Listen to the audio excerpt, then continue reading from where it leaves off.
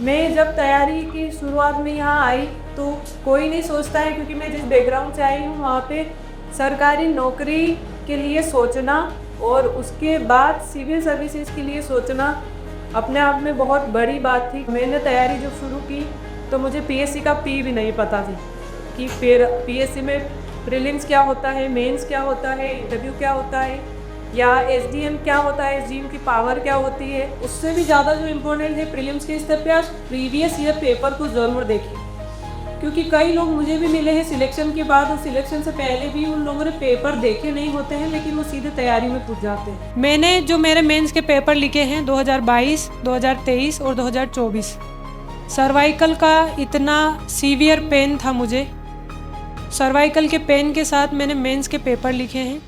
मेरी जर्नी कुछ ऐसी है कि मुझे लगता है सभी लोग कनेक्ट कर पाएंगे बहुत अच्छे से।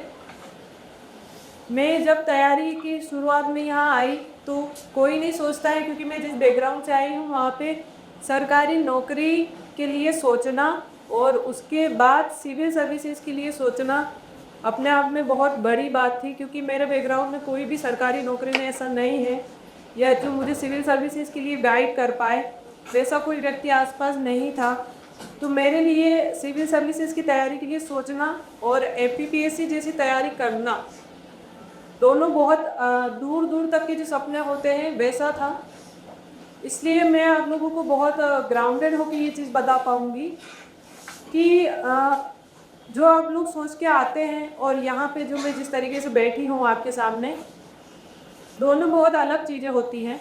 मैं एक किसान परिवार से आती हूँ और मैंने तैयारी जब शुरू की तो मुझे पीएससी का पी भी नहीं पता थी कि फिर पीएससी में प्रीलिम्स क्या होता है, मेंस क्या होता है, इंटरव्यू क्या होता है, या एसडीएम क्या होता है, एसडीएम की पावर क्या होती है। तो आप जब तैयारी करने आते हैं तो कुछ लोगों को ये चीज़ पता होती है, कुछ को नहीं पता होती है, कुछ को कोई गाइडेंस देने वाला होता है और किसी के पास कोई गाइडेंस नहीं होता।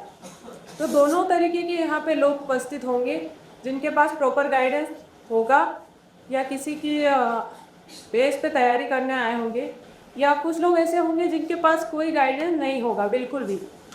तो हम इसीलिए कोचिंग का चयन करते हैं। बाकी आप जो भी क्वेश्चन आपके दिमाग में है अभी आप थोड़ी देर सुनिए, उसके बाद जो लगता है आपको आप पूछिए। यदि मैं उसका उत्तर देने में और आप उस उत्तर को अपने से कनेक्ट करने में सक्षम हैं तो मुझे अच्छा लगेगा। मैंने 2020 में अपना पहला अटेम्प्ट दिया, उसमें मेरा प्री क्वालिफाई नहीं हो पाया। 2021 में मैंने वापस अपना अटेम्प्ट दिया और मेरा प्रोविजनल लिस्ट में नाम चला लें। प्रोविजनल से मैंने मेंस क्लियर किया और उसी प्रोविजनल के साथ मैंने इंटरव्यू भी दिया। और प्रोविजनल का केस कुछ ऐसा है कि आपसे टेस्ट मैच वो खेलने के लिए बोल रहे हैं, लेकिन आपके पास उसका कोई रिज़ल्ट नहीं है। तो आप पूरी प्रोसेस का हिस्सा बन चुके हैं, लेकिन आपके पास रिज़ल्ट नहीं। 2022 का मैंने वापस प्री दिया, वापस से मेंस दिया और वापस से इंटरव्यू दिया, लेकिन फाइनल लिस्ट में मेरा नाम नहीं आ पाया। और जब फाइनल लिस्ट में किसी का नाम नहीं आता है तो उस दशा को वही लोग समझ सकते हैं जिन्होंने इंटरव्यू तक की तैयारी की है, वो फाइनल में उनका सिलेक्शन नहीं हो पाया। तो वो जो फेज़ होता है वो सबसे टफ होता है, क्योंकि जब आप फाइनल से बाहर होते हैं तो आपको वापस से ज़ीरो से शुरू करना होता है।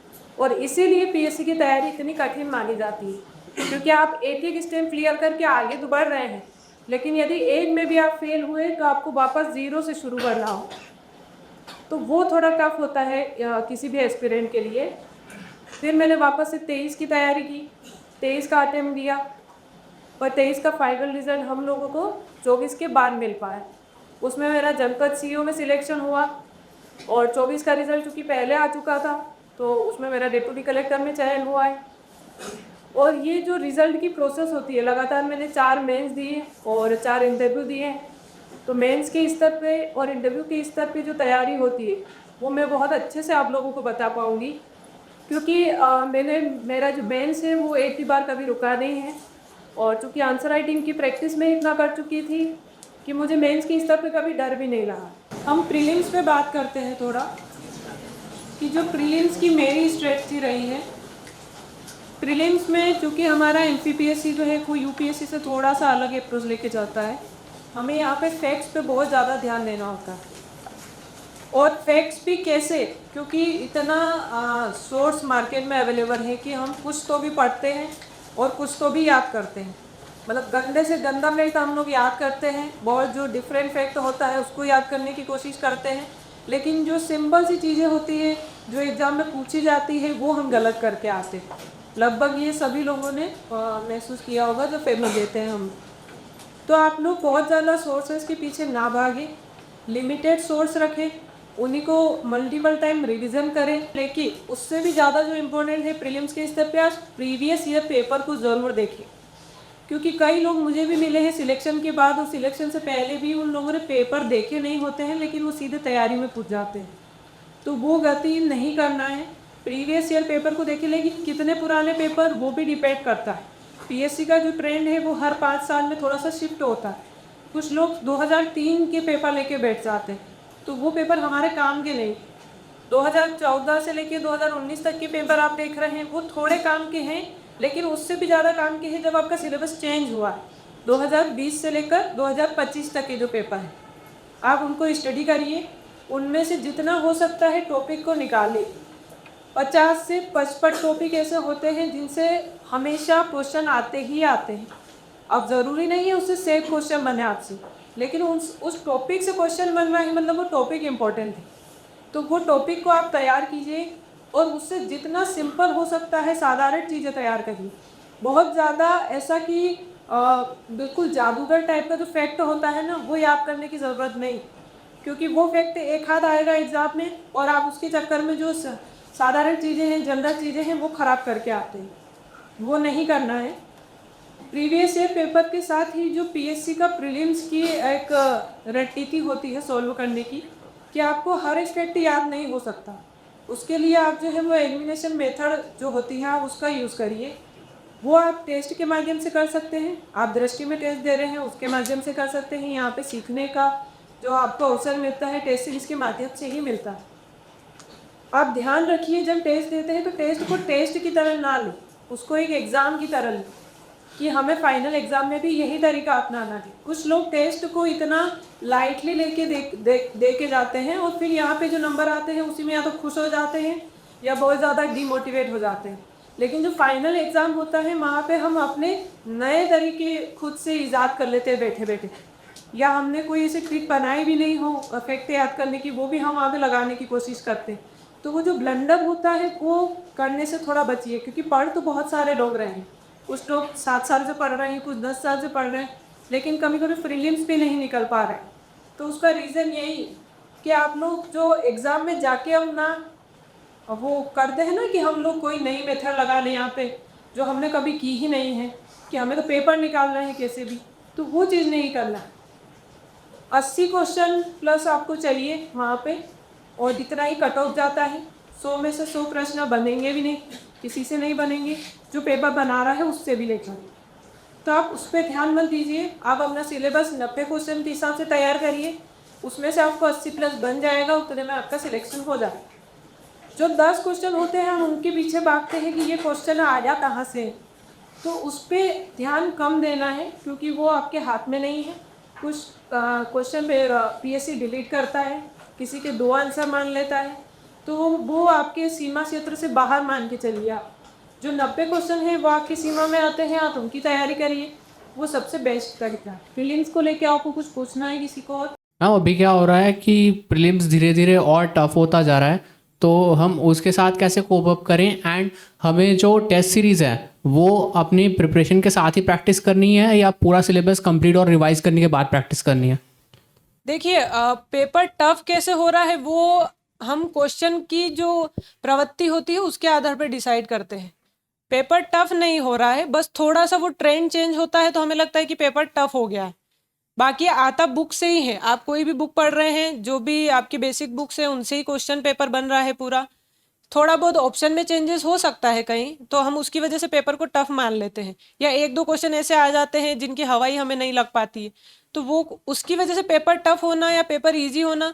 और सबसे पहली चीज़ तो ये कि पेपर टफ और इजी कट ऑफ से डिसाइड होता है, हमारे पेपर देने से डिसाइड नहीं होता है।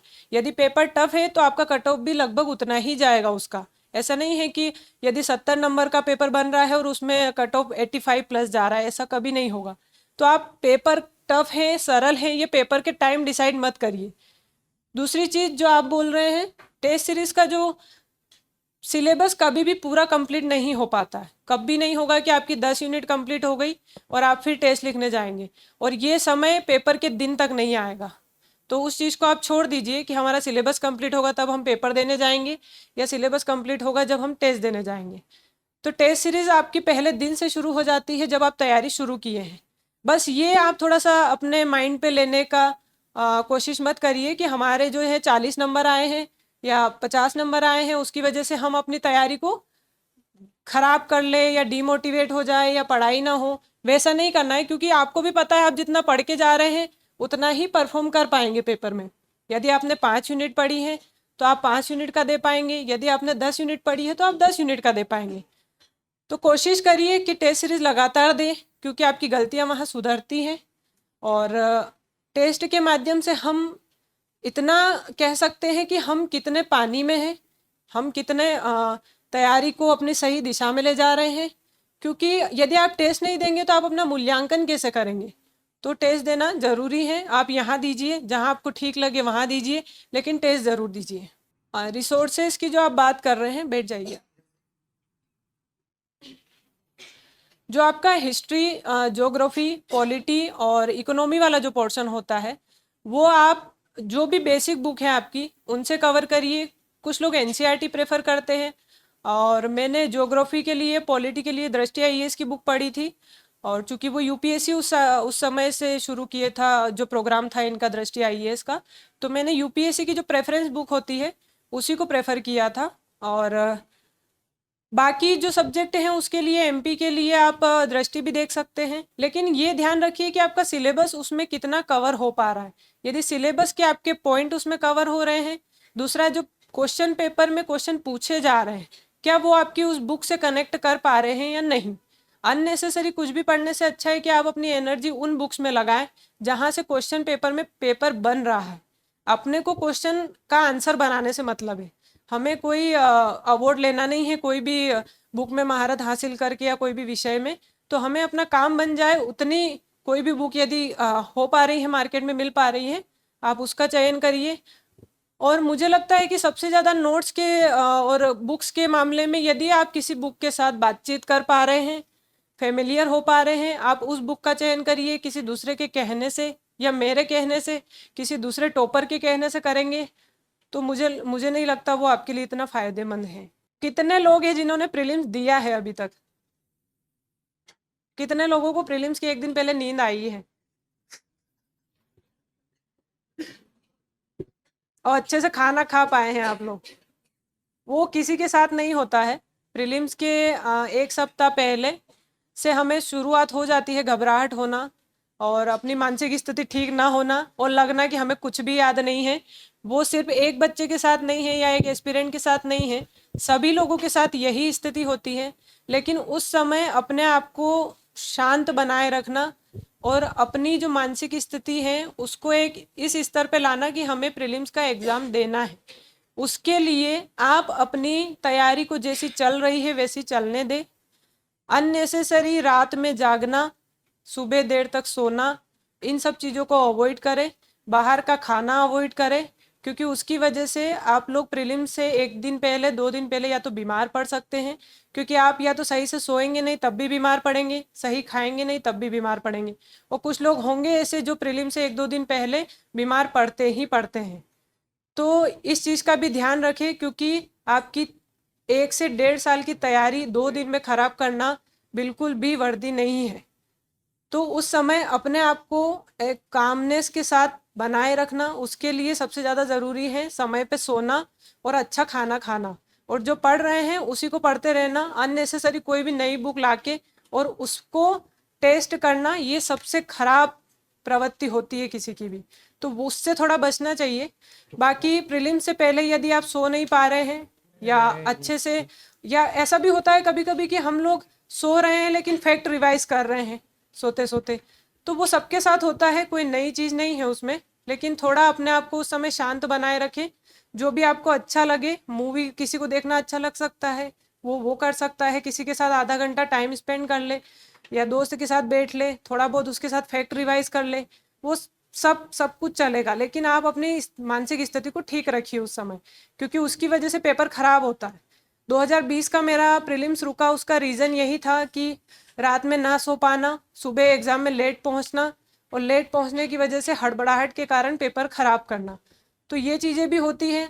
और कुछ लोगों के साथ OMR गलत करना, ये भी कुछ लोगों के साथ होता है। तो ये भी चीज़ का आप ध्यान रखिए कि OMR हड़बड़ाहट के कारण आप गलत भर देंगे, उसकी वजह से आपका पूरा प्री खराब हो जाएगा, पूरा 1 साल खराब हो जाएगा। तो उसके लिए ध्यान रखिए कि पहले से प्रैक्टिस करें और एग्जाम में अपने आप को शांत बनाए रखें। 5 मिनट पहले थोड़ी गहरी सांस ले, जो भी आप ध्यान व्यान करते हैं वो करें। ये सारी चीज़ें ज़रूरी होती है, पर ये चीज़ें कोई बताता नहीं है ना। तो और भी कोई क्वेश्चन हो आपका? मैम अगर हम लोग को अगर सब्जेक्ट डिवाइड करना है, जैसे मैम प्राइमरी फोकस किस पे रखना है, सेकेंडरी फोकस किस पे रखना है, या टर्शरी फोकस किस पे रखना है मैम, बोथ इन प्रिपरेशन या फिर मैम रिवीजन के समय, तो मैम किस तरीके से सेग्रीगेट किया जाएगा सब्जेक्ट्स को? सर, चूंकि हमारी एग्ज़ाम MP की है और MPPSC रिक्वायर करता है सबसे ज़्यादा MP का, उसमें वेटेज है। आप सबसे ज़्यादा प्रायोरिटी MP को दीजिए और उसी से क्वेश्चन बनते हैं। 50 से आपके 55 क्वेश्चन अभी MP से बन रहे हैं, और उसी पे आप फोकस करिए, क्योंकि वो गलत होंगे तो आप एक एक करके पीछे होते जाएंगे। दूसरी चीज़ कि जो उसके अलावा जो पोर्शन बचता है, उसमें आपकी कमांड किस सब्जेक्ट पे थोड़ी अच्छी है, उस पर ध्यान दीजिए। क्योंकि कुछ लोगों की पॉलिटी अच्छी होगी, कुछ लोगों की हिस्ट्री अच्छी होगी, कुछ लोगों की ज्योग्राफी अच्छी होगी। तो वो एस्पिरेंट पे डिपेंड करता है कि उसका कौन सा सब्जेक्ट अच्छा है। तो वो उस पर कम मेहनत करेगा, बाकी जो सब्जेक्ट है उस पर वो ज़्यादा मेहनत करेगा, रिवीजन के स्तर पे भी और पढ़ने के स्तर पे भी। तो सबसे ज़्यादा तो MP का वेटेज है, आप उस पर ध्यान दीजिए। और करंट अफेयर का ऐसा है कि करंट अफेयर आप पढ़ते तो हैं, लेकिन फिर भी करंट अफेयर हमारे हाथ में उतना होता नहीं है। तो उसी स्तर पे आपको थोड़ा देखना पड़ेगा। प्रीलिम्स के 1 सप्ताह पहले या 1 महीने पहले जो करंट अफेयर आता है, उस पर आप थोड़ा ज़्यादा फोकस करिए। और कुछ लोग 2-2 साल के करंट अफेयर पढ़ते हैं, वो आपके इतने काम के नहीं हैं, तो उस पर इतना फोकस ना करें। एग्ज़ाम के बाद वाला जो करंट अफेयर होता है वही आपके काम का होता है, तो आप उस पर थोड़ा ध्यान दीजिए। और प्रायोरिटी सेट करने के लिए खुद अपन, जो सब्जेक्ट किसी का बोल रही हूँ मैं जिस हिसाब से, कि किसी का कंप्यूटर अच्छा हो सकता है, किसी का नहीं होता है, तो उसको कंप्यूटर रिवाइज करने की ज़रूरत पड़ेगी लास्ट में। तो ये एस्पिरेंट पे डिपेंड करता है, आप अपने हिसाब से उसका चयन कीजिए। मैम, जैसे कि प्री और मेंस में हमको कोचिंग से जो नोट्स प्रोवाइड करवाते हैं, तो वो सफिशिएंट रहते हैं कि उसके साथ हम स्टडी मटेरियल को भी साथ में लेके चलना है? कोचिंग, क्योंकि हम गाइडेंस के लिए कोचिंग आए हैं, तो कोचिंग अपने स्तर पे मेहनत करती है। ऐसा नहीं बोल सकते आप कि बिल्कुल भी इनके नोट्स या ख़राब होंगे या ऐसा कुछ होगा। कोचिंग अपने स्तर पे पूरी मेहनत करते हैं, बच्चों को पूरा देने की भी कोशिश करते हैं। लेकिन यदि फिर भी आपको उसके अलावा कुछ लगता है स्टडी मटेरियल के स्तर पे कि हमारा ये कंटेंट यहाँ से उतना अच्छे से कवर नहीं हो पा रहा है, तो आप थोड़ा सा इंटरनेट का प्रयोग करें। मैं ये नहीं कहूँगी कि आप दूसरे सोर्स पे चले जाए सीधे, उसकी वजह से आपको एड ऑन जो करने की दिक्कतें होती हैं वो थोड़ी कम हो जाएगी। क्योंकि आप नई बुक लेके आएंगे, उसको पूरा पढ़ेंगे, फिर उसको ऐड करेंगे, तो वो थोड़ा सा टाइम टेकिंग प्रोसेस हो जाती है। आप थोड़ा सा इंटरनेट का यूज़ करिए। जो भी टॉपिक आपको लगता है कि हाँ इसमें अच्छे से कवर नहीं हो पा रहा है, तो आप थोड़ा सा, अभी तो ChatGPT भी हम लोगों के बीच में बहुत अच्छे से काम कर रहा है, तो वो भी देख सकते हैं। मैम, फर्स्ट ऑफ ऑल तो आप यहाँ पे आए तो बहुत बहुत धन्यवाद आपका। मैम, मेरा ये प्रश्न है कि बहुत ज़्यादा फैक्ट है प्रीलिम्स के संदर्भ में, तो मैम इसको कैसे डील करना है अपने को? और उसके बाद में मेरा सेकंड क्वेश्चन है कि यूनिट 10 को कैसे डील करना है? यूनिट 10 जनजाति यूनिट। जी सर। फैक्ट है तो ज़रूरी है कि फैक्ट याद हो ही। ऐसा ज़रूरी नहीं है कि हर व्यक्ति, हर बच्चा अच्छे से फैक्ट याद कर पाए। लेकिन चूंकि हमारे पास प्रीलिम्स में आंसर हमारे सामने होता है, तो वो आपकी मेहनत वहाँ पे कम हो जाती है। हमें आंसर को पहचानना है, तो आप पहचान ले, उतना याद कर ले, उतना सफिशिएंट है। और हर एक फैक्ट याद नहीं हो सकता है, बिल्कुल किसी के लिए पॉसिबल नहीं है, मेरे लिए नहीं है, यहाँ पे कोई बैठा होगा उनके लिए भी नहीं है। लेकिन चूंकि हमें 4 ऑप्शन में से एक ऑप्शन को पहचानना है, तो आप, जैसे कि हम लोग यहाँ पे इतने लोग बैठे हैं, इनमें से किसी का चेहरा ज़रूरी नहीं है कि हम लोग याद रख पाएँ, लेकिन यदि देखा होगा तो यदि कहीं टकराएंगे तो याद ज़रूर आ जाएगा, है ना। पर देख के बता नहीं सकते कि नहीं हमने इनको देखा ही है, पर अंदाज़ा लगा सकते हैं कि नहीं नहीं कहीं तो देखा है, तो वो चीज़ होती है और वो चीज़ से काम बन जाता है। हेलो मैम, मैं ये पूछना चाहता हूँ कि 7 मार्कर और 10 मार्कर में फैक्ट जरूरी है और कॉन्सेप्ट भी जरूरी है, इनमें से क्या जरूरी है? और सर ये मुझे लगता है कि ये पूरी तरह से क्वेश्चन की जो डिमांड होती है उस पर डिपेंड करता है। कभी कभी हमारा क्वेश्चन ऐसा होता है कि वो हमसे सीधे सीधे उसका आंसर चाहता है, लेकिन कभी ऐसा क्वेश्चन होता है 7 मार्कर में भी और 10 मार्कर में भी कि वो हमसे उसकी समझ चाहता है। तो आप ये मान के चलिए कि ये पूरी तरह से क्वेश्चन पे डिपेंड करता है, लेकिन फिर भी क्योंकि हमारे पास 7 मार्कर में जगह कम होती है लिखने के लिए, तो हम उतना ही लिखें जितना क्वेश्चन की डिमांड है, और उस डिमांड में भी जो वो पूछ रहा है उसी का आंसर लिखें। कुछ बच्चों ने भी ये चीज़ मुझसे पूछी है कि हम उसमें इंट्रोडक्शन लिखें या नहीं लिखे, कंक्लूजन लिखे या नहीं लिखे। आप एक एग्जाम्पल से समझ सकते हैं, मैं यहाँ आके खड़ी हूँ और सीधा बोलने लग जाऊँ और मेरे बारे में कोई इंट्रोडक्शन ना दिया जाए, कैसा लगेगा सबको? तो वो क्वेश्चन के साथ भी वैसा ही होता है कि आपको क्वेश्चन को बताना भी है कि वो क्वेश्चन क्या है, उसके बारे में बताना है, फिर उसको कंक्लूड भी करना है क्योंकि आपको उसको कंप्लीट करना है। ऐसा नहीं है कि आधा अधूरा छोड़ के आप चले गए दूसरा क्वेश्चन लिखने लग गए। तो इंट्रोडक्शन कंक्लूजन भले ही एक एक लाइन में हो, आपको लिखना ही लिखना है। 10 मार्कर में हमारे पास जगह है तो हम उसमें अच्छे से लिख पाएंगे उसको, और 7 मार्कर में नहीं है इसलिए हम उसको एक एक लाइन में कवर करेंगे। और जैसा सर ने बोला कि फैक्ट लिखे या कॉन्सेप्ट लिखे, वो पूरी तरह से क्वेश्चन पे डिपेंड करता है। मैम लेकिन केवल फैक्ट ही फैक्ट लिखना जरूरी है या फिर कॉन्सेप्ट की व्याख्या करना भी जरूरी है? सर चूंकि हमारे पास 7 मार्कर में सिर्फ 12 लाइन होती है और उस 12 लाइन में आप व्याख्या कितनी कर पाएंगे, और व्याख्या करते भी है तो कितने कम से कम शब्दों में कर पाएंगे, वो भी उस पर डिपेंड करता है क्वेश्चन पे। और वो आपकी भाषा शैली कैसी है उस पर भी थोड़ा सा कह सकते हैं निर्भर है, क्योंकि भाषा शैली कुछ लोग लंबे लंबे सेंटेंस लिखते हैं, उसमें 4 लाइन 5 लाइन सिर्फ समझाने में चली जाती है। तो वो आप आंसर राइटिंग से सीखेंगे और अपनी भाषा शैली को थोड़ा देख लीजिए, क्योंकि कुछ लोग एक लाइन को एक शब्द में भी लिख के आते हैं। तो वो सबके अपने अपने लिखने के तरीके हैं और वही आपका आर्ट है आंसर राइटिंग का, तो वो थोड़ा आपको सीखना पड़ेगा। 10 मार्कर में आपके पास चूँकि जगह है तो आप अच्छे से समझा पाएंगे, लेकिन चूँकि स्कोप आपका नंबर दिलाने वाला पोर्शन 7 मार्कर है, तो मैं सबसे यही बोलूँगी कि आप 7 मार्कर पे ज़्यादा फोकस करें। नंबर भी आपको वहीं से मिलेंगे और कम एनर्जी में बहुत अच्छे नंबर मिलते हैं, और मैंने 24 में यही स्ट्रेटजी मेरी रही है, तो उसकी वजह से मुझे मेंस में काफ़ी अच्छे नंबर भी मिले हैं। मैम करंट अफेयर्स के लिए न्यूज़पेपर प्रेफर करना चाहिए या फिर मैगजीन वगैरह? प्रीलिम्स में न्यूज़पेपर की इतनी ज़रूरत नहीं होती है।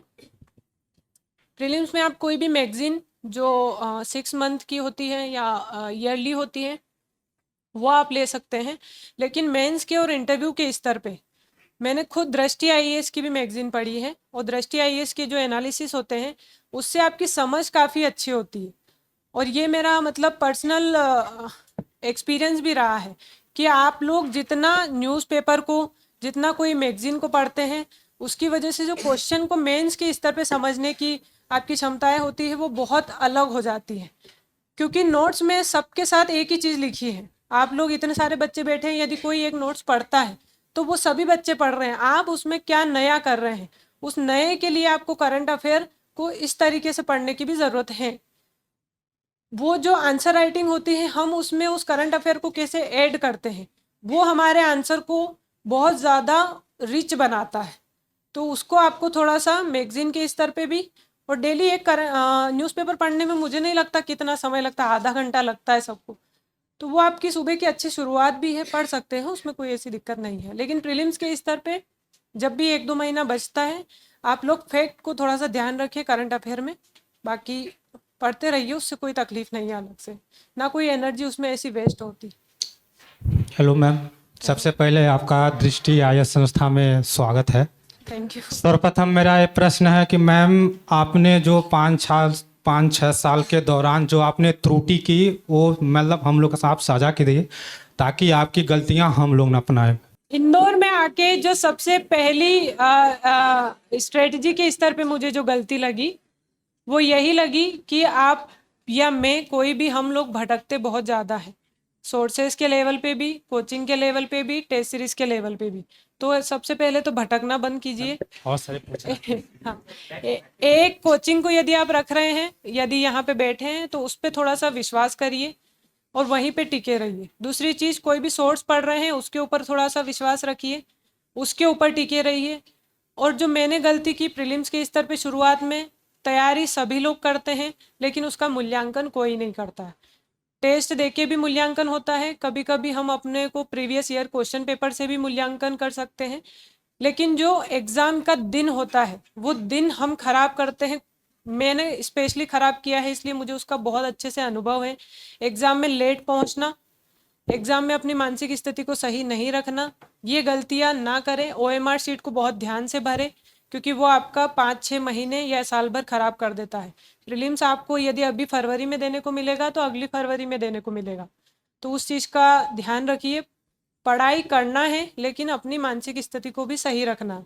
दूसरी चीज़, जो मेंस के स्तर पे, मेरा मेंस कभी रुका नहीं है, लेकिन मैं फिर भी जो दूसरे लोगों को देखती हूँ उससे बता सकती हूँ कि लोग मेंस की तैयारी प्री के बाद करते हैं।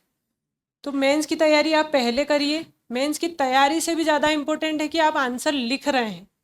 लिखना ज़रूरी है। हम लोग पेन पकड़ने से डरते हैं। शुरुआत में सबको लगता है कि हमने बहुत गंदा आंसर लिखा है, बहुत भद्दा आंसर लिखा है, तो इसको कौन ही पढ़ेगा, या क्यों ही लिखना है ऐसा आंसर, या सिलेबस कंप्लीट होगा तब हम ऐसा आंसर लिखेंगे, या बहुत अच्छा सीख जाएंगे तब आंसर लिखेंगे। तो वो चीज़ नहीं करना है। आप शुरुआत से जब तैयारी कर रहे हैं, बहुत गंदे से गंदा आंसर भी लिख रहे हैं, लेकिन वो गंदा लिखेंगे तब अच्छा लिख पाएंगे। तो पहले लिखिए, तो पेन तो उठाइए, तो वो पेन उठाना ज़रूरी है।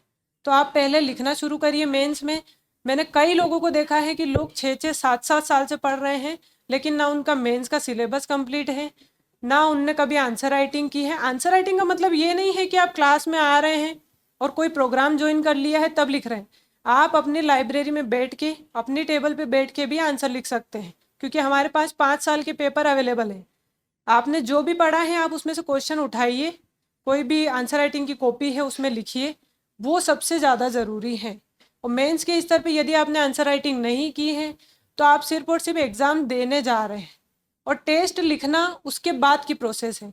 तो जब आपका प्री क्वालिफाई हो जाए तब तक आप आंसर राइटिंग को तैयार करके रखिए, और उसके बाद जब भी आपका प्री हो जाता है तब आप टेस्ट सीरीज को ज्वाइन करिए, तब आप अपना अच्छे से मूल्यांकन कर पाएंगे, है ना।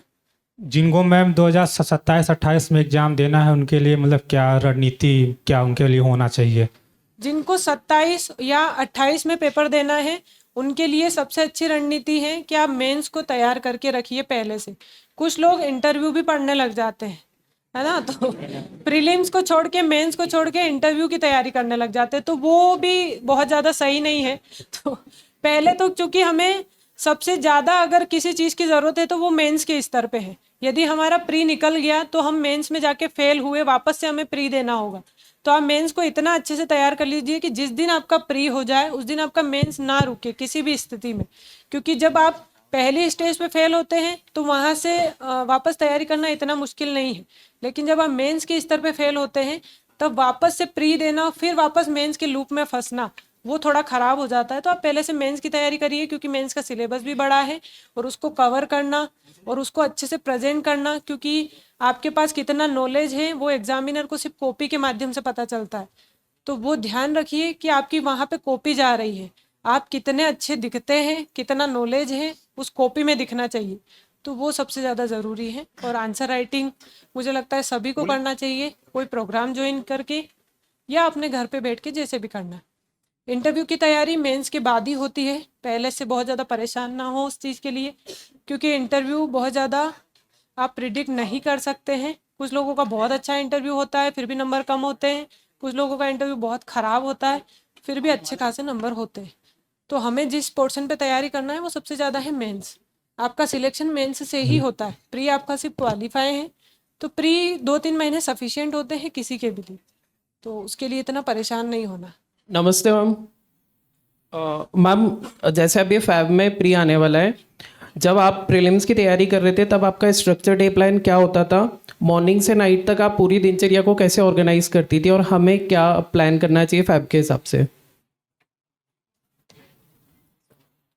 फरवरी में चूंकि प्री आने वाला है अभी, और यदि आप लोगों में से किसी ने पहले प्री पढ़ा हो या ना पढ़ा हो तब भी, सबसे पहले तो आप अपने सिलेबस को डिवाइड कर लीजिए कि हमें कितने डिवीज़न में सिलेबस को पढ़ना है।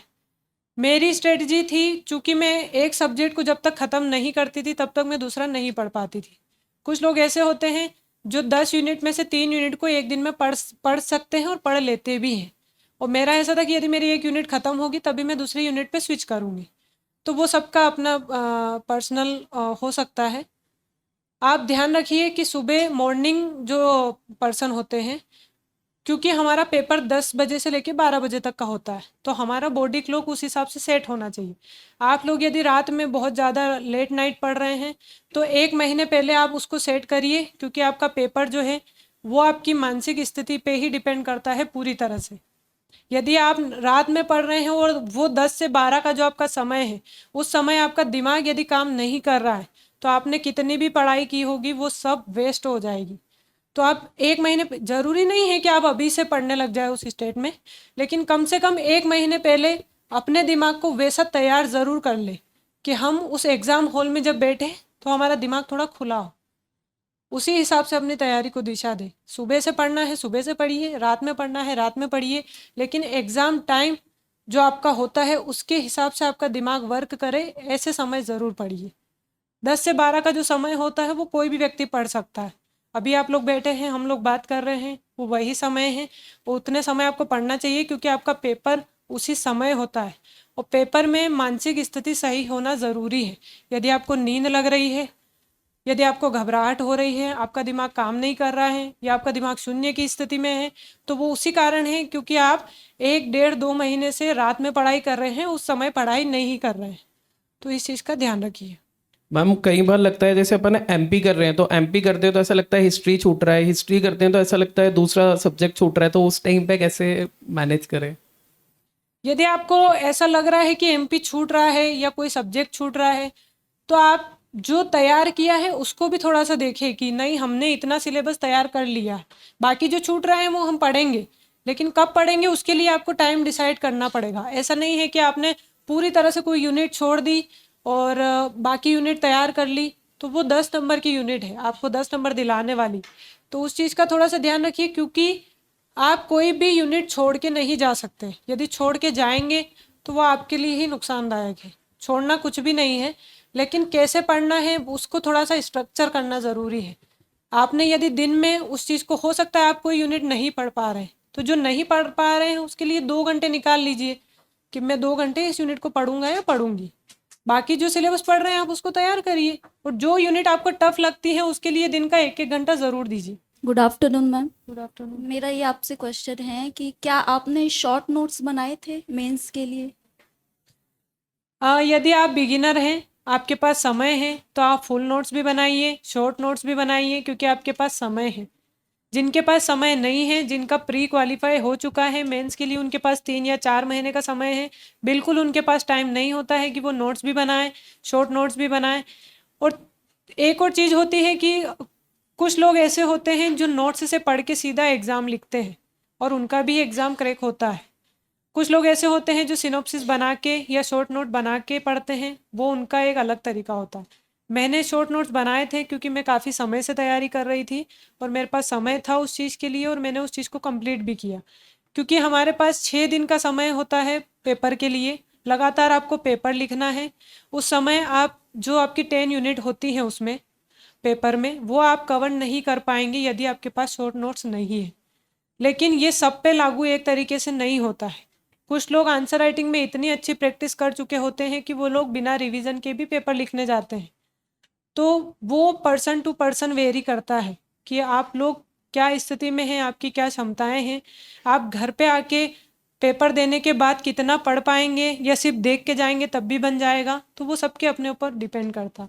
यदि आपके पास समय है तो आप बिल्कुल उस चीज़ को फॉलो कर सकते हैं। जैसे मैम आपने बताया कि आपने इतने सारे मेंस दिए हैं, तो आपकी मेंस की जो लैंग्वेज थी उसका लेवल कैसा था? मतलब साधारण लैंग्वेज लिखे हैं, प्रशासनिक टाइप की या बहुत ही हार्ड टाइप की, मतलब कैसी नहीं, होनी आप चाहिए? अपनी भाषा शैली को जितना सरल रखेंगे, क्योंकि एग्जामिनर जो होते हैं उनकी एज जो होती है वो आप देखेंगे, कोई भी प्रोफेसर हो कुछ भी हो, उन लोगों को ये चश्मा लगा इससे मोटा चश्मा होता है ना।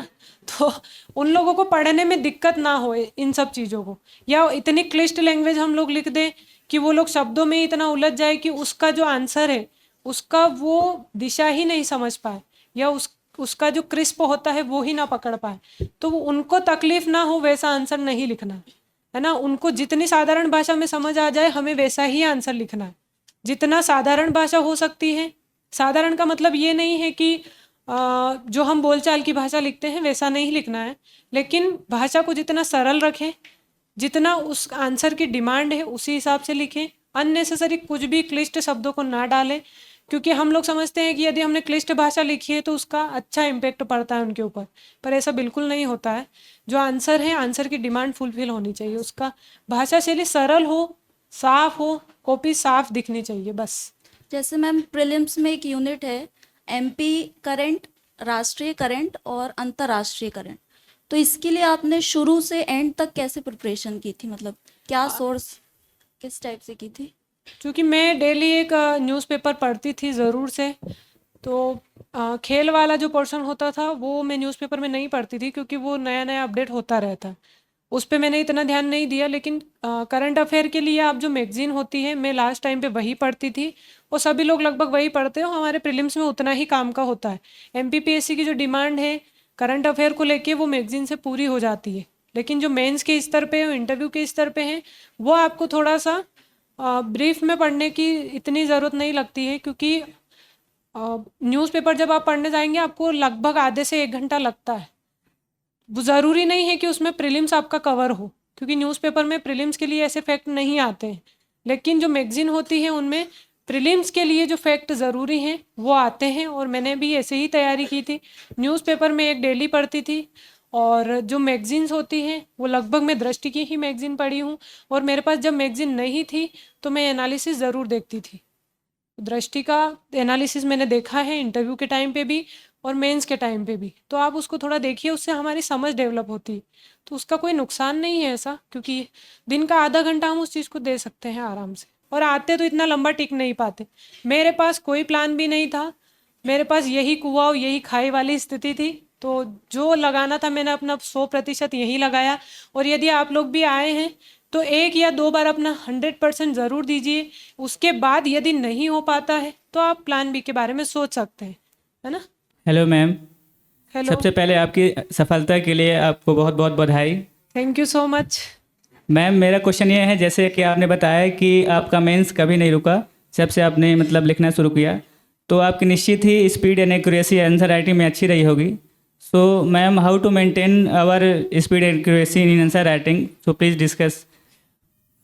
चूँकि शुरुआत में जब हम आंसर राइटिंग करने जाते हैं तो स्पीड और जो आपका कंटेंट होता है वो दोनों ही आपकी आंसर राइटिंग में उतना अच्छा नहीं दिखता है जितना एक बहुत अच्छे एस्पिरेंट की कॉपी में दिखना चाहिए किसी भी स्थिति में। चूँकि हम शुरुआत में जब लिखने जाते हैं तो ना ही स्पीड आएगी ना ही उतना अच्छा कंटेंट आएगा, लेकिन हम आंसर राइटिंग कर ही इसीलिए रहे हैं ताकि हम पेपर में उस चीज़ को बहुत अच्छा प्रेजेंट कर पाए। शुरुआती स्तर पे जब आप लिखने जाते हैं बहुत ही गंदा लिखेंगे, बहुत ही भद्दा लिखेंगे, ना पेपर कंप्लीट होगा, ना आंसर अच्छा लिखेंगे, ना राइटिंग अच्छी आएगी। तो शुरुआती स्तर में ये सब चीज़ें अपने आप में मान के जाना, पहले से प्रिडिक्ट कर लेना, वो सारी चीज़ें ख़राब है और वो आपको डीमोटिवेट करेगी। उससे अच्छी अप्रोच आप ये रखिए कि हमने जो सिलेबस पढ़ा है, जितना आपको दिया है वहाँ से कि आज ये पढ़ के आना है या आज हमें इसका आंसर लिखना है, तो उस आंसर को आप कितना अच्छा लिख सकते हैं उसमें आप अपनी स्पीड को मेंटेन करना उस समय के लिए थोड़ा अवॉइड करिए, क्योंकि आपको आंसर की क्वालिटी को अच्छा करना है ना।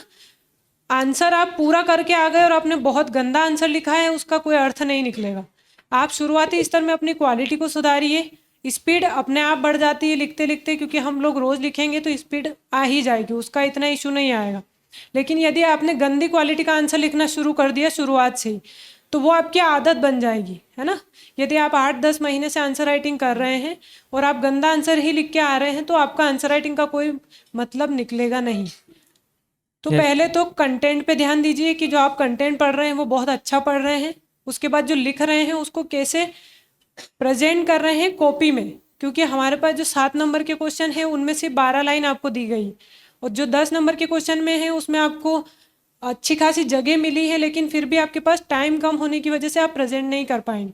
तो ये सारा खेल प्रेजेंटेशन का है और इसके लिए आपको आंसर राइटिंग करनी ही पड़ेगी और मेंस के लिए आंसर राइटिंग बहुत ज़रूरी है और करनी चाहिए, क्योंकि उसके बिना आपका मेंस अच्छा नहीं हो सकता।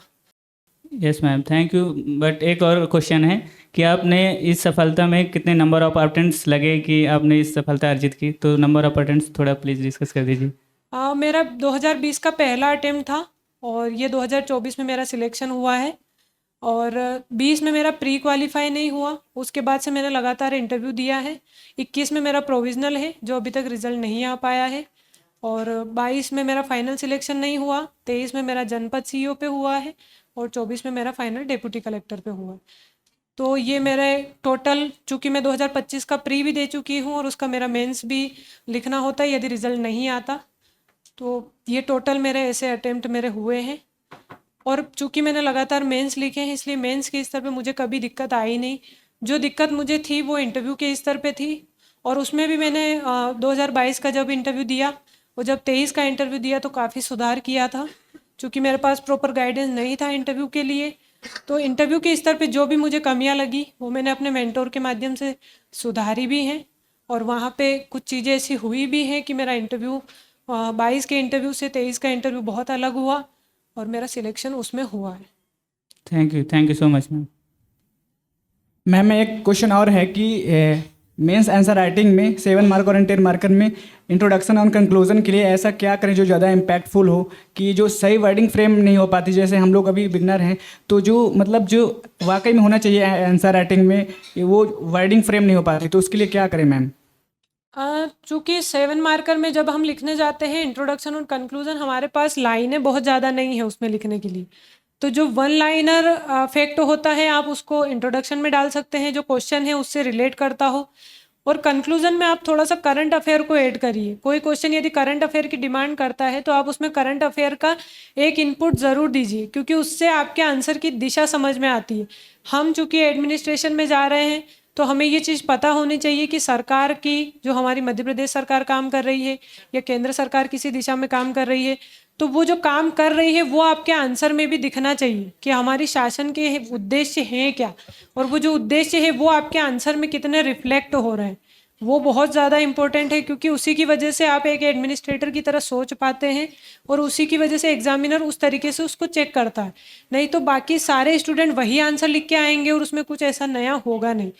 तो इससे अच्छा कि आप कंक्लूजन में या इंट्रोडक्शन में भी इवन हम यूज़ कर सकते हैं, करंट अफेयर का डाटा यूज़ कर सकते हैं और कोई मिशन यूज़ कर सकते हैं, कोई योजना बता सकते हैं, लेकिन इंट्रोडक्शन कंक्लूजन को आप 1 लाइन से ज़्यादा ना खींचे, क्योंकि उसकी वजह से आपका जो मेन बॉडी होगी वो पूरी ख़राब हो जाएगी आंसर की। Okay ma'am, thank you. नमस्ते मैम, मेरा प्रश्न यह है कि सब कहते हैं व्यक्तित्व का विकास, आप में इतनी धैर्यता और शालीनता दिखाई दे रही है, ये सिलेक्शन के बाद आती है या सिलेक्शन से पहले लानी है, तो क्या करें? क्या करें वो उसका आंसर मेरे पास नहीं है, क्योंकि तैयारी के पहले दिन से हमारे में ये चीज़ें आनी शुरू हो जाती है। जब हम 8 घंटे 10 घंटे किसी टेबल पे बिताते हैं तो वो हमारा पेशेंस ही दिखाता है ना। बिना पेशेंस के आप टेबल पे बैठ नहीं सकते 8-10 घंटे। तो ये चीज़ की व्यक्तित्व में कैसे आती है वो धीरे धीरे ही डेवलप होती है। दूसरी चीज़ ये कि व्यक्तित्व का विकास कैसे होता है, जो इंटरव्यू का व्यक्तित्व विकास होता है वो 20 मिनट का अलग होता है, नॉर्मली जो यहाँ पे खड़े होके बोलते हैं वो बहुत अलग होता है।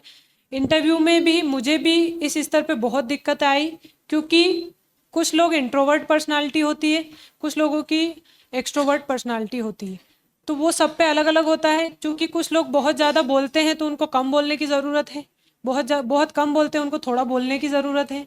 तो वो बोलने में वो जो सलीके हैं, तरीके हैं, वो सिर्फ सिलेक्शन के बाद नहीं आते हैं। सिलेक्शन के बाद अगर कोई चीज़ आती है तो वो सिर्फ और सिर्फ कॉन्फिडेंस होता है। चूँकि आप इतनी बार फेल हो चुके हो, आपके अंदर ये कॉन्फिडेंस यदि मुझे रिजल्ट से पहले ला के खड़ा करते तो कभी नहीं आता।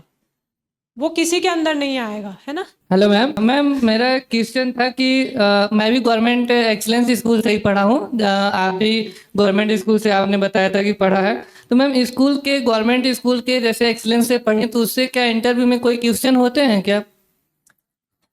स्कूली स्तर पे हमारे जो डेफ होता है इंटरव्यू का, उसमें चूंकि हम सब कुछ लिखते हैं, स्कूल का नाम भी आता है, हमारे परसेंटेज भी आते हैं, सब कुछ आता है। और स्कूल के बारे में यदि कोई पूछता है तो हम सरकारी स्कूल से हैं, ये हमें गर्व होना चाहिए, यस। है ना। उसके लिए कोई अलग से वो लोग हमें जज नहीं करते हैं कि आप लोग सरकारी स्कूल से आए। सरकारी स्कूल से आकर वहाँ तक पहुँचना ही एक अपने आप में बड़ी बात है। तो उस चीज़ को ऐसे नहीं लेना है, उस चीज़ को पॉजिटिव लेना है। उसके बारे में यदि कोई पूछा भी जाए वहाँ पे क्वेश्चन, तो उसको डील करना आना चाहिए। और मैम स्कूल से स्पेसिफिक कोई क्वेश्चन, जैसे उत्कृष्ट स्कूल मध्य प्रदेश में अपने अच्छी मानी जाती है गवर्नमेंट स्कूल के बिहेव पे, तो उससे क्या कोई स्पेसिफिक क्वेश्चन आपसे हुआ था? मुझसे उत्कृष्ट स्कूल से या ऐसे सरकारी स्कूल से पढ़ाई के लेवल पे कोई क्वेश्चन नहीं हुआ था। मुझे जिले से रिलेटेड क्वेश्चन पूछे गए थे और उसको मैंने डील कर लिया था अच्छे से। कुछ लोग जो मेरे साथ हैं उनसे स्कूल के लेवल पे क्वेश्चन पूछे थे और उनके क्वेश्चन उनके आधार पे होते हैं, उनके डेफ के आधार पे होते हैं। उसकी तैयारी अपन बाद में करेंगे, है ना। और मैम जो 60 मार्क्स के जो क्वेश्चन 60 वर्ड्स के जो क्वेश्चन होते हैं उसमें भूमिका मत ऑनलाइन में हम लोग को करना रहता है उसमें, तो उसमें मैम कॉन्सेप्ट के साथ तथ्य डालना चाहिए या तथ्य के साथ ही मतलब उसी के साथ रहना चाहिए, को स्थित रहना चाहिए? चूँकि हमारे पास जो 60 वर्ड्स में क्वेश्चन आते हैं उसमें सबसे ज़्यादा अगर किसी चीज़ पे ध्यान देना है तो वो क्वेश्चन क्या पूछा गया है उस पे ध्यान देने की ज़रूरत है। क्योंकि जो क्वेश्चन पूछा जाता है उसकी डिमांड कैसी है, वो कॉन्सेप्ट की डिमांड करता है या वो फैक्ट की डिमांड करता है, वो क्वेश्चन पे ही डिपेंड करता है पूरी तरह से। अभी इन शब्दों को मैं बार बार बोल के आपको बताऊं या उस चीज़ को, उससे अच्छा है कि आप थोड़ा सा उस क्वेश्चन को देखिए कि जो क्वेश्चन पूछा है उस क्वेश्चन की डिमांड क्या है। क्वेश्चन दो तरीके के होते हैं। कुछ क्वेश्चन होते हैं जो आपसे पूरी तरह से वर्णन करने को बोलते हैं, उस वर्णन में आपको क्या क्या आना चाहिए वो आप फ्रेम करना सीखिए। कुछ क्वेश्चन ऐसे होते हैं जो सीधे महत्व पूछ लेते हैं, सीधे उद्देश्य पूछ लेते हैं, तो उसमें आप सीधे सीधे प्रस्तावना लिखिए, उद्देश्य लिखिए और उसका कंक्लूजन लिखिए। कुछ क्वेश्चन ऐसे आते हैं कि समस्याओं पे बेस्ड होते हैं कि इस विषय के बारे में समस्याएं बताइए, तो समस्याओं के साथ हमें समाधान भी देना होता है क्योंकि हम एक प्रशासनिक अधिकारी बनने जा रहे हैं। तो समाधान वाली जो अप्रोच होती है वो हमेशा होनी चाहिए, वो भले आप एक लाइन में दें या 2 लाइन में, होना ज़रूर चाहिए। तो वो क्वेश्चन की पूरी तरह से डिमांड पे डिपेंड करता है कि आपका आंसर किस दिशा में जाना चाहिए। वो आपको टेस्ट के माध्यम से, वो आपको आंसर राइटिंग के माध्यम से समझ आ जाएगा धीरे धीरे। Hello ma'am. हेलो मैम, आपकी एक्चुअल हॉबीज़ क्या थी जिसके लिए आप पर डे टाइम निकालती थी और पढ़ाई के अलावा कितना टाइम निकालती थी, और आपने इंटरव्यू में क्या बताया था? हॉबी चूँकि सब लोगों की अलग अलग होती हैं। कुछ हॉबी हम इंदौर में रह के फॉलो कर सकते हैं, कुछ हॉबी को हम इंदौर में रह के रेगुलर बेस पे नहीं फॉलो कर सकते, और कुछ चूँकि हॉबी होते हुए भी हमारा मन कभी कभी तैयारी में इतना मगन हो जाते हैं कि उस चीज़ को समय नहीं दे पाते। मेरी हॉबी जो एग्रीकल्चर है उसमें थी, और चूँकि मैं इंदौर में रह के पढ़ाई कर रही थी काफ़ी समय से, तो मैं उस चीज़ को नहीं दे पाई। लेकिन जब भी मेरा घर जाना होता था या कहीं पे भी ऐसा घूमना जहाँ पे कृषि से रिलेटेड कोई चीज़ दिखी या पढ़ना हो गया उससे रिलेटेड, तो मैं उस चीज़ पे ज़रूर काम करती थी। और मैंने एक्टिवली खेतियों में काम भी किया है, तो उससे मुझे इतनी कोई प्रॉब्लम हुई नहीं हॉबी के स्तर पे। और दूसरी मैंने हॉबी लिखी थी अपने दादा दादी से बातचीत करना, तो वो मैं फ़ोन के माध्यम से भी कर सकती थी। तो ये हॉबी अपनी अपनी डिपेंड करती है, चूँकि आप उसको कैसे समय दे पाएंगे इंदौर में रह के, वो पूरी तरह से उसी पे डिपेंड मैम, तो आपसे इंटरव्यू में क्वेश्चंस पूछे गए थे हॉबी से रिलेटेड, लाइक बिल्कुल, चूँकि वो डेफ में अगर लिखवा रहे हैं हॉबी तो वो पूछने के लिए ही लिखवा रहे हैं और वो आपकी पर्सनालिटी का हिस्सा है, तो आप उसको तैयार करके जाइए। और जब इंटरव्यू होता है तो ये सारी चीज़ें मैनेज हो जाती है, इतना टफ उसको लेके नहीं चलना है अभी से। Thank you. Hello ma'am. Hello, मेरा क्वेश्चन ये था कि मैम तैयारी के दौरान अपने आप को उत्साहपूर्ण कैसे रखें, क्योंकि कुछ दिन अच्छी पढ़ाई होने के बाद कभी ना कभी डिमोटिवेशन होता ही है, और अगर किसी ऐसे ही एग्ज़ाम में असफलता मिले तब हमें अपने आप को स्थिर कंटिन्यू कैसे रखें और उसी पढ़ाई की जर्नी में कैसे मतलब उसी उत्साह के साथ मतलब फिर से ऐसा कैसे शुरू करें? 2022 का जब रिजल्ट आया तब 2025 के प्री के लिए लगभग 20 से 22 दिन का समय बचा था। और जब आपका फाइनल लिस्ट में नाम नहीं आ पाता है या किसी भी स्तर पे आप फेल होते हैं तो उस समय आपको सबसे ज़्यादा मोटिवेशन की ज़रूरत होती है और मोटिवेशन से भी ज़्यादा सबसे ज़्यादा सपोर्ट की ज़रूरत होती है। तो उसके लिए हमारे पास फैमिली है, उसके लिए हमारे पास दोस्त हैं, उसके लिए हमारे पास बहुत अच्छे कोई मेंटोर हो सकते हैं। तो वो सबके साथ होता है जब भी आप तैयारी करते हुए डीमोटिवेट होते हैं तब भी, और जब असफल होते हैं तब भी।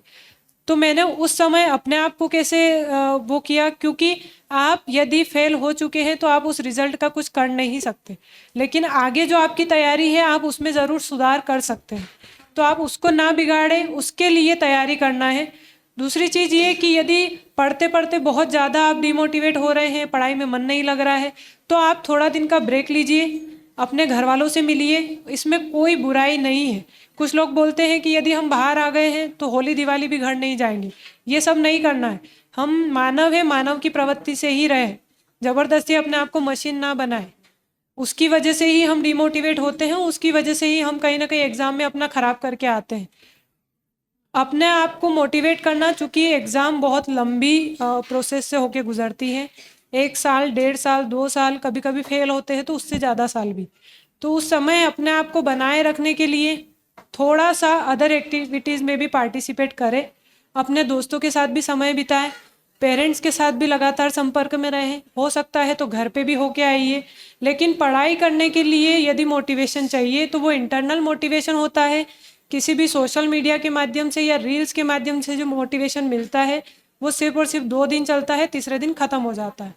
तो जो इंटरनल मोटिवेशन है आप उसी से सस्टेन कर पाएंगे यहाँ पे, और उसी को बना के रखना है। उसी से एग्ज़ाम क्रैक भी होता है, उसी से कंसिस्टेंसी बनी रहती है अपने अंदर। Hello ma'am. हेलो। यूनिट 1 के लिए प्रीलिम्स में कॉन्सेप्ट एंड आइडियाज़ के लिए क्या फॉलो करें, कौन सा रिसोर्स आपने क्या किया था? जो वैदिक परंपराएं और इससे रिलेटेड पूछ रहे हैं आप? यस मैम, संकल्पना विचार। उसके लिए यदि आपको दृष्टि से कोई सोर्स दिया गया है तो आप उसको देख लीजिए, और उससे रिलेटेड आप थोड़ा सा अपना नोट्स की छटनी कर लीजिए, क्योंकि उसमें हर चीज़ काम की नहीं है ना। उसका जो पोर्शन है वो बहुत लेंदी है, आपको अलग से हिस्ट्री ही बना दिया है उसने। तो उसमें जो चीज़ें काम की है उसको निकाल लीजिए, जो चीज़ें ईजी हैं उसको याद कर लीजिए, जो चीज़ें ज़्यादा टफ बन रही हैं उसके लिए थोड़ा सा समय लेके थोड़ा सा रिवाइज करके करेंगे तो वो ज़्यादा अच्छा है। Okay ma'am. और मेंस आंसर राइटिंग में करंट और स्टैटिक को कैसे मेंटेन करें साथ में? वो पढ़ते पढ़ते चूँकि हमें सिलेबस से कनेक्ट करना बन जाता है करंट अफेयर को, तो वो धीरे धीरे आप जब पढ़ेंगे तो सिलेबस से कनेक्ट करना भी सीख जाएंगे। Okay ma'am, thank you. मेरा क्वेश्चन ये है कि मैडम मैं इंजीनियरिंग बैकग्राउंड बिलोंग करता हूँ। जैसे मेरा सिविल इंजीनियरिंग हुआ 2018 में, इसके बाद में मैंने एमटेक किया है मरीन स्ट्रक्चर में। इसके बाद मैंने अब्रॉड में जॉब भी किया है 1.5 साल के आसपास। इसके बाद मैंने गवर्नमेंट जॉब का तैयारी स्टार्ट किया इंजीनियरिंग में। तो अभी रिसेंटली मेरा आरआरबी जेईई में सिलेक्शन हो गया।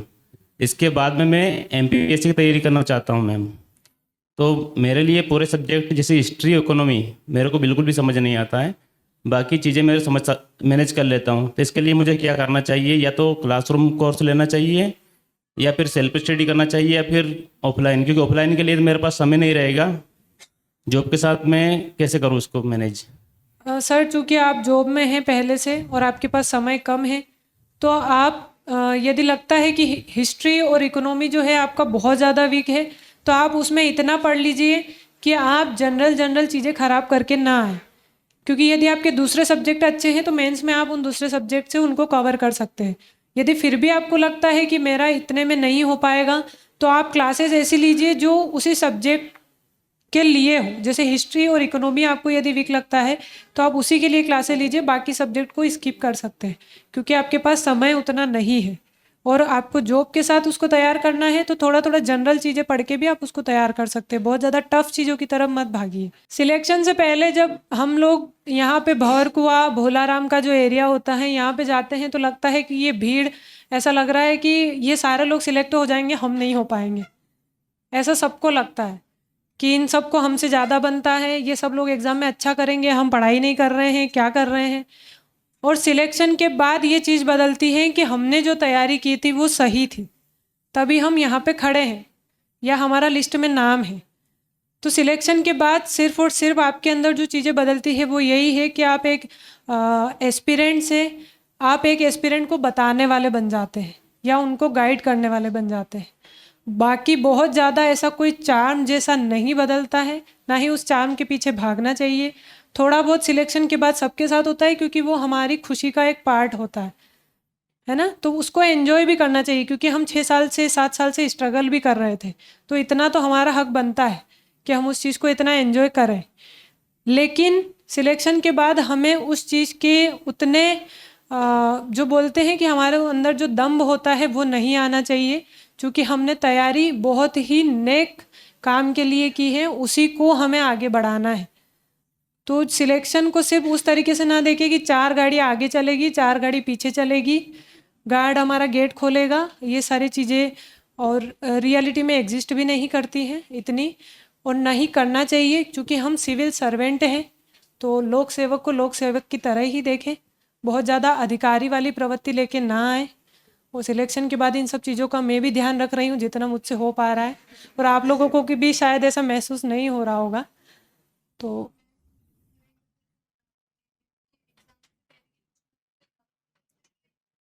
जो आपका लास्ट एग्ज़ाम होता है, जैसे हमने फरवरी में प्रीलिम्स दिया है, उसके बाद का जितना भी करंट अफेयर है आप उस पर फोकस करिए। उससे पहले का करंट अफेयर चूँकि वो पूछ चुका है एग्ज़ाम में, तो जब भी आपका लास्ट एग्ज़ाम हुआ होता है उसके बाद का करंट अफेयर पढ़ना रहता है प्रीलिम्स के लिए खासकर। थोड़ा सा मैं यदि मोटिवेशन चाहिए किसी को तो वो दे सकती हूँ। 1 सेकेंड, आप लोग मेंस की तैयारी का पूछ रहे हैं बार बार। मैंने जो मेरे मेंस के पेपर लिखे हैं 2022, 2023 और 2024, सर्वाइकल का इतना सीवियर पेन था मुझे, सर्वाइकल के पेन के साथ मैंने मेंस के पेपर लिखे हैं, लगातार मेंस निकाला है। तो तैयारी आपकी उतनी अच्छी होनी चाहिए कि आप किसी भी स्थिति में मेंस लिखने जाए तो पहले ही ये चीज़ क्लियर हो जाए कि नहीं मेरा मेंस निकलेगा। तो जब इतनी सर्वाइकल का जो मेरा पेन था, मुझे फिजियोथेरेपी करवानी होती थी हर पेपर के बाद। मैंने हिस्ट्री का पेपर लिखा 3 घंटे, उसके बाद मैंने पेपर देने के आने के बाद 1 घंटे थेरेपी ली है।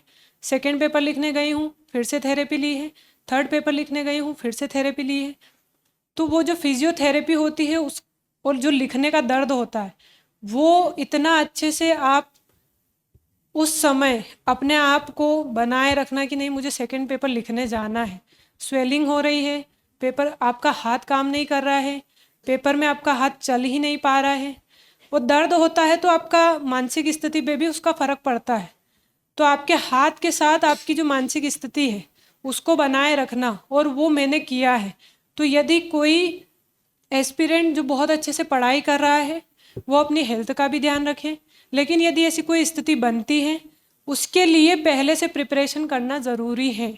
यदि कोई सोचता है कि मैं लास्ट टाइम पे जाके एग्ज़ाम में ऐसा लिख दूंगा वैसा लिख दूंगा, वो पॉसिबल नहीं है, क्योंकि हो सकता है लास्ट टाइम आप ड्रिप लगवा के पेपर लिखने जा रहे हो। कुछ लोगों ने ये भी किया है कि आप पेपर के दौरान बीमार हुए हो, फूड पॉइजनिंग हुई है, कुछ भी ऐसी चीज़ जो आपको पेपर में परेशान कर सकती है, उसके लिए आपको पहले से प्रिपेयर होना है। उसी के लिए हम 1-1.5 साल से तैयारी करते हैं। मैंने भी तैयारी की, कभी नहीं सोचा था कि ऐसा कुछ मेरे साथ होगा। और सबसे ज़्यादा सीवियर पेन मैंने 2024 के मेंस में ही लिखा, उसके साथ ही लिखा है, और उसी में मुझे सबसे ज़्यादा प्रॉब्लम हुई है, और उसी में मेरा रिज़ल्ट फाइनल ये आया है। तो ये सोचकर कभी नहीं चलना है कि हम सबसे ख़राब स्थिति में हैं। हो सकता है आपसे ख़राब स्थिति में कोई व्यक्ति पढ़ रहा होगा, कोई एग्ज़ाम लिख रहा होगा, तो अपने आप को इस चीज़ से लेके डीमोटिवेट करने की बजाय उस मोटिवेशन में जाना है, ताकि हम अपनी तैयारी को बहुत अच्छी दिशा में ले जा पाए।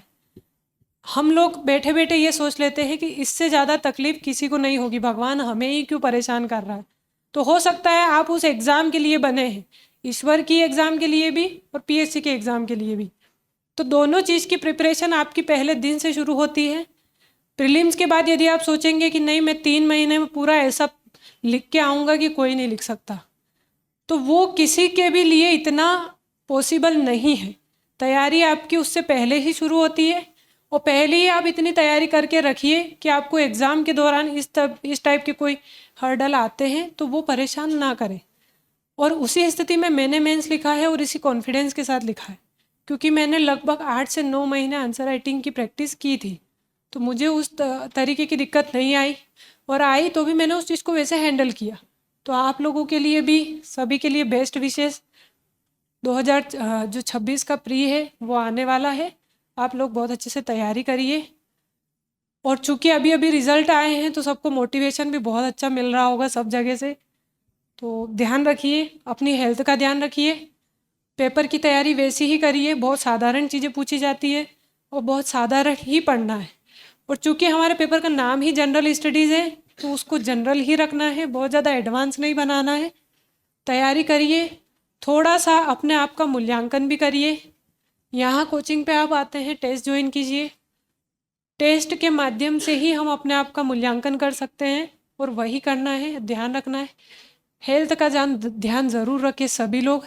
सर्दी भी बढ़ रही है, बहुत सारी चीज़ें हैं, खाने पीने का भी, चूँकि इंदौर में खाने पीने का इशू सबके साथ है, तो उन चीज़ों का भी ध्यान रखें। और एग्ज़ाम के टाइम जो आपकी मानसिक स्थिति है उसके लिए आपको सोना है, प्रॉपर सोइए। पढ़ाई कितनी भी करिए लेकिन सोने के अपने आवर्स डिसाइड रखिए। बहुत ज़्यादा पैनिक नहीं होना है एग्ज़ाम में, टाइम पे एग्ज़ाम में पहुंचना है, और टाइम पे पहुंचने के बाद अपने आप को थोड़ा सा शांत रखना है। एग्ज़ाम टाइम कुछ भी ऐसा ब्लंडर नहीं करना है, कोई भी ऐसा नया एक्सपेरिमेंट नहीं करना है जिसकी वजह से आपका पेपर बिगड़े। आप लोगों ने इतना समय दिया, यहाँ से कुछ सीखा हो, लेकिन सिर्फ सुनना काफ़ी नहीं होता है। जिन लोगों ने क्वेश्चन पूछे, जिन लोगों ने नहीं पूछे, दोनों के लिए यही सजेशन है कि आप लोगों ने जो यहाँ पे सुना उससे आप यदि 1-2 चीज़ें भी अपनी तैयारी में ला सकते हैं तो ज़रूर लाइए, क्योंकि 5-6 साल का अनुभव लेके आपके पास मार्केट में बहुत लोग होंगे, लेकिन भटकते हम लोग उन्हीं की वजह से, है ना। और कुछ लोग तैयारी कर रहे हैं और कुछ लोगों को सफलता अभी नहीं मिली है, लेकिन इसका मतलब ये नहीं है कि उनकी दिशा एकदम ख़राब है। उन लोगों को आज नहीं तो कल रिजल्ट मिलेगा। लेकिन जो लोग अननेसेसरी आपको सिर्फ और सिर्फ तैयारी से भटकाने के लिए कुछ भी बातें बोलते हैं, उन लोगों से थोड़ा दूर रहिए, क्योंकि यहाँ पे तैयारी करते करते बहुत लोगों को 10-10 साल से भी ज़्यादा का समय हो चुका है, और उन लोगों के पास देने के लिए बहुत कुछ है, लेकिन वो आपकी तैयारी को सिर्फ और सिर्फ भटकाते हैं, इससे ज़्यादा कुछ नहीं।